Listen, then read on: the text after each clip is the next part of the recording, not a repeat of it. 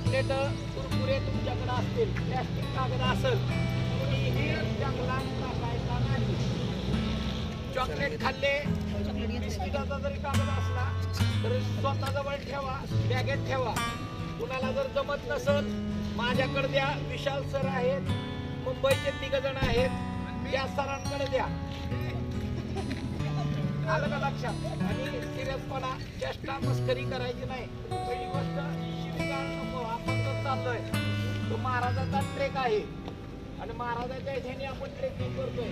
जालबोट लागल असं कृत्य करायचं नाही. जेणेकरून मुंबईची लोक नावं ठेवतील असं वागायचं नाही. आतापर्यंत 10 वेळा गेलोय ट्रेकिंगला. कुठल्या मुलांनी शिवीगाळ करायची नाही. गाडी एकदा झालं तिथं पाय कशी गेला पूर्ण विसरायचं. आपल्याला ट्रेक करायचा आहे कळसुबाई आणि सगळ्यांनी एकमेकाला सहकार्य करायचं. नाहीतर जाऊ दे, हा तिथंच राहिला, मी नाही. फक्त जंगलात घाण नकोय. कागद, बिस्किटाचे, कुरकुरेचे कागद माझ्या पशी द्या.